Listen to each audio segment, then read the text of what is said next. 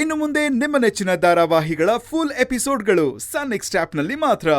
ಇವತ್ತು ನಾವು ದೇವಸ್ಥಾನಕ್ಕೆ ಬಂದಿರೋದು ಆ ಸೇವಂತಿನ ಮಟ್ಟ ಹಾಕೋದಕ್ ತಾನೆ. ಹಾಕಣ ಇರಿ. ಏನ್ ಮಟ್ಟ ಹಾಕ್ತಿವೋ ಏನೋ, ಅವಳನ್ನ ಗೆಲ್ಸಕ್ಕೋಸ್ಕರ ಈ ಕರ್ಣ ನಮ್ಮನ್ನೆಲ್ಲ ಸೇವಂತಿ ಟೀಮ್ಗೆ ಹಾಕಿದ್ದಾನೆ. ಅಶ್ವಿನ್, ಇಲ್ಲೇ ನೀನ್ ತಪ್ಪು ತಿಳ್ಕೊಂಡಿರೋದು. ಆ ಕರ್ಣ ನಮ್ಮನ್ನ ಸೇವಂತಿ ಟೀಮ್ಗೆ ಹಾಕಿರೋದು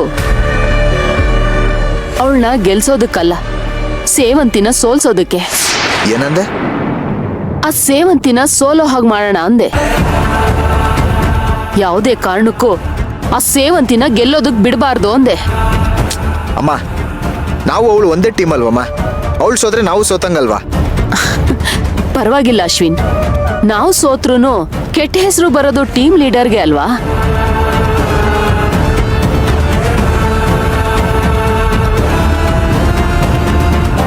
ಅಷ್ಟೇ ಅಲ್ಲ, ನಮ್ಗಳಲ್ಲಿ ಒಗ್ಗಟ್ಟಿಲ್ಲ ಅನ್ನೋದು ಆ ಕರ್ಣಂಗೆ ಅರಿವಾಗ್ಬೇಕು. ನಾವು ಸೋತೋದ್ವಲ್ಲ ಅಂತ ಸೇವಂತಿಗೆ ಅವಮಾನ ಆಗ್ಬೇಕು.